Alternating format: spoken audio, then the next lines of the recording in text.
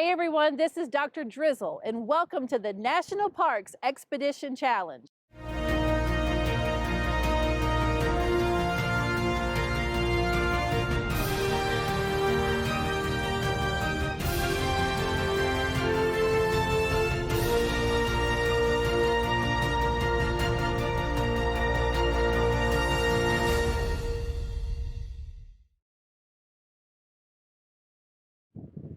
So today we're in San Juan, Puerto Rico at the San Juan National Historic Site and World Heritage Site. And we are here with Ranger Carlos. Ranger Carlos, thank you so much for having us here today. Thank you very much for being here today with us. Yes, we're so excited to be here. Now, we are located in a very beautiful place that has a story to tell right on the water. Thus all the wind that's messing my hair up, but yours looks perfect. But we're just really glad to have you. So tell us a little bit about yourself. Well, my name is Carlos. I'm from Puerto Rico, actually. I have been here in the National Park Service and San Juan National Historic Site for around 24 years already. That's a long time. I studied history and now have been with the park as a park ranger in interpretation, leading tours and educational programs for the kids. Now, have you visited any other parks and worked there? Yeah, well, I have been having the great opportunity to visit some parks, mostly for trainings. I have been in Grand Canyon National Park. I have been in Biscayne National Park in Florida. I have been to the regional office in Atlanta, in Georgia. I was during a week in the National Mall in Washington, D.C. So yes, I have had the chance to go into another parks and enjoy other locations. Well, tell us why this place is special. This place is very special because these go back to the time of exploration of the European, back from the early 1500s. So when the first European settlers, the Spaniards, came to the Americas, they settled first in the Caribbean area, and San Juan was the very first Spanish port or European port they could reach when crossing the Atlantic Ocean. The trip from Europe took a long time. So actually we're right in front of the entrance to the Bay of San Juan. So those fleets came all the way crossing the Atlantic Ocean, heading into the port of San Juan after 2 months of navigation. That's a long time on a ship. I watch these cruise ships come in here, not for 2 months though. I think that's a very long time. So we have around us these large structures. Tell us about what these structures are and why they were built. Well, these fortifications includes Castillo San Felipe del Morro, Castillo San Cristobal, a long city wall that used to enclose the entire city, well built to protect the port of San Juan, the city of San Juan, back then by the Spaniards to protect them against English, French, Dutch, and pirates' attack. Again, this was the very first Spanish port in the Americas, and in order to control the Spanish colonies back then, they needed to protect San Juan as their first major port. The materials of construction here were sandstone, so they cut the sandstone blocks from the shore of the ocean by hand. They need to transport all those materials. They also use limestone, and they use clay, bricks. There were some things that happened here that weren't great, right? Because we had people, since we were fighting to protect this place. So did we have medical facilities here, or what happened when people were hurt? Yeah, that's a great question. As human beings, we're still needing medical assistance for many purposes. But back then, 1600s, 1500s, 1700s, there were a lot of diseases going around. Medicine was not like we know it today. So they had hospitals. They had military hospitals for the soldiers and their relatives. They had civilian hospitals. Religious personnel, like nuns, were the nurses back then.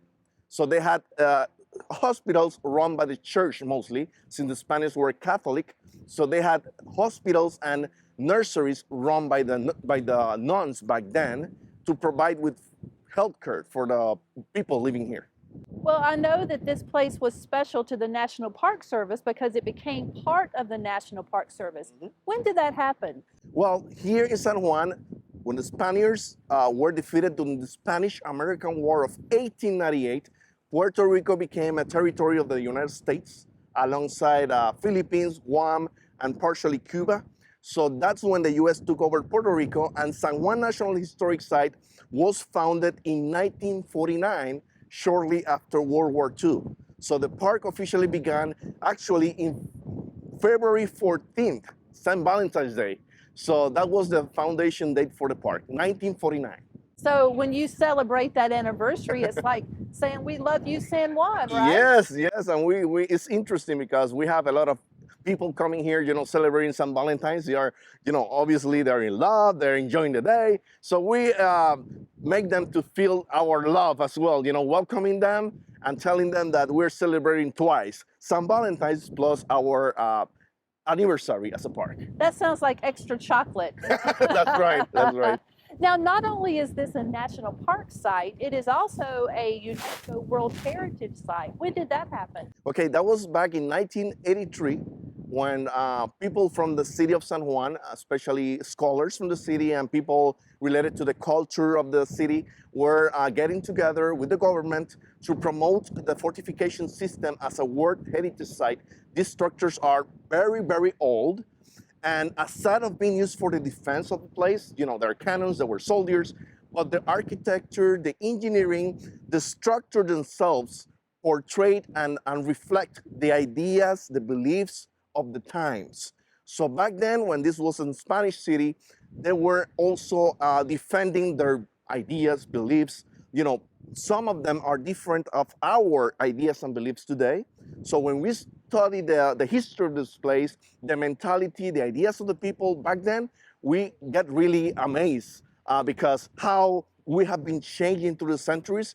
Even we as Hispanics, we have changed a lot here in Puerto Rico. So by the way, gracias por estar con nosotros hoy. So for the Spanish speakers here that are watching us. So times changes, and that's a great example of how even Spanish and Hispanic treasures change with times and tell us how that happened. Yeah. Well, I see a lot of people out here today, but I've actually seen that you guys have a very large visitorship each year. And you talked about earlier that that's from the cruise ships, it's from people that come here to vacation. Yesterday, we went to the other side of the island. We were able and we know that people come from the island here on the weekends. But if they come, what else can they do here at the park? Well, here at the park, there are several activities to do. During the weekends, for example, we provide tunnel tours. So those are for the Saturdays and Sundays, twice per day. Those are a major attraction for visitors because the tunnels are hidden structures, some kind of mysterious part of the park, so attract people. We also sometimes during the weekends, we provide artistic shows. So we have one this weekend, coming weekend. So we have special activities during the weekends. We advertise that in our social media of the park. But aside of that, since most of the people come during the weekends from the rest of the island and in cruise ships, they will have a lot of activities in the city itself, a lot of really, really good restaurants in the city. So the environment and the area itself is really beautiful for people to come, have pictures. It's a very attractive area. The scenery is really amazing. So it will have everything that people from the island and from outside of the island would like to find in a place. Well, with wind like this, I can imagine kite flying is very special here. In fact, I think in April, you have a special kite flying day where people fly over in the El Morro section. Have you ever flown a kite here? Well, yes, actually, I have flown a kite here, especially March, April are the months in which we have these strong winds constant. And yeah, we used to have a festival, kite festival. We are not having that now, but people are coming to enjoy time with their family. Kids from generations to generations have been coming to fly their kites. Well, we try to tell families, be cautious, with the kites itself, the strings, to take care of them, as soon as they finish flying the kites, to take them down and take them, those kites and string with them, because it's a very, very funny activity, very enjoying activity, but also could be a threat for the nature. Absolutely. Yeah, and we want to tell people, as part of our mission, come and enjoy the park, have an enjoyment moment with your family, but be conscious of how you can also affect the nature and the environment. So it's part of the activities they can have here in the park. Yeah. So I love that you brought that up because, we talk with kids around the country about how they can help out their national park sites and how they can help be a good steward of the parks. And with the water here and with things like hurricanes, tsunamis, I'm assuming that you guys are preparing for those. Talk to us a little bit about the water and how maybe it's risen a little bit over the past year. Yes. Actually, we have, and that's is obvious when you go to El Morro. El Morro has rocks placed at the base of the fortress there that was settled by the U.S. Corps of Engineers decades ago as a measurement, as a way to try to avoid the heat of the waves straight to the base of the structure. Because going back to the 1910s, 20s, 30s, the structure, and before that, waves used to hit the base of the structure for centuries. So we have pictures showing all engineers by the U.S. Corps of Engineers taking pictures at the bottom of El Morro, and the wave action had created a huge cave at the bottom of El Morro because of the impact of the waves.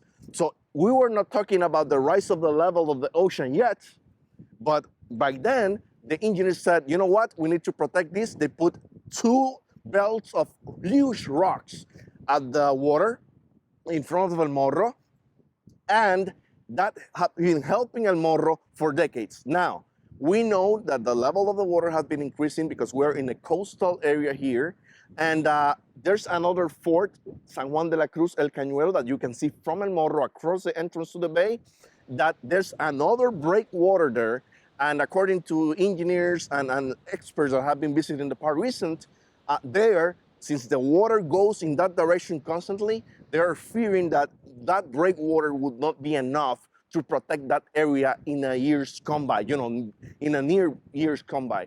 So yes, we're expecting that to affect the fortification at some point, and it's something to consider, yes. Well, I've got some kids that can help us with that. So kids, we're going to talk right now about our UN Global Goal Challenge. You've heard Ranger Carlos talk about the water and how it's risen over the years and how it slams into the sides of the fort. Now, they're already working on this with the U.S. Corps of Engineers, but I think they could use your help too. So we're going to look at 2 UN goals today. First of all, global goal number 11, which is sustainable cities and communities, and we're obviously in a community here. And also goal number 13, which is climate action, because we're talking about sea levels rising. We're going to see if you can come up with some ideas to build more structure or more walls that can help protect this place, but also think about family homes that live in places where hurricanes may come through, or even earthquakes, because we have earthquakes here. So once you come up with some designs and you share them with the park, we also want you to share this with your own community, because all the communities in where we live have environmental threats. It could be tornadoes, it could be thunderstorms, it could be earthquakes, it could be just erosion. You could even have water contamination. So how can you as a student come up with ideas to help the national parks preserve this place for another 500 years? So once you come up with these ideas, you can share with me or you can share on social media. You want to tag San Juan National Historic Site, and you're going to see that information run across the bottom of the screen. You're also going to use the hashtag Expeditions in Education and hashtag NatParkChallenge. So Ranger Carlos, I'm excited to see what these kids create. As adults, we sometimes know what we're doing, but with kids, if they fail one time, it doesn't bother them. They'll just fail forward and do it again. So I can't wait to share these ideas with you. I know that you and your staff will like those and maybe even implement those here in the future. A lot of our kids that watch, kind of want to wear that hat one day. So can you look at that middle camera right there and just give them some advice if they want to be a park ranger? Well, guys, let me tell you, to become a park ranger is something very, very, very exciting. First thing, my suggestion and advice, uh, be a good student. Always do what you like to do. There are plenty of things you can do to become a park ranger, a park guide in the park. It depends on the park. There are parks that are more emphasizing on the care of the nature. There are others that emphasizes on the care of the historical and cultural part. If you like any kind of science, any kind of studies, go for it. There's plenty of things you can do. For example, I like history. That's what I studied. But even we're in a historical park is also a World Heritage Site. That means that if you are an engineer, an architect, you like to help us cleaning the grounds, you like to help us working with documentation, with historical and museum collections, there are plenty of choices that you can follow once you go and study to find out a career that eventually will help you to become a park ranger. It could be in interpretation like me. It could be in law enforcement. If you like to be a police officer, that's fine. If you like to work in administration, you like computers, you like technology, that's something that I bet you would like to do. So there are plenty of things you can do while trying to become a national park employee. Park ranger only could be in another aspect of the National Park Service world. So my advice, don't become, afraid of things.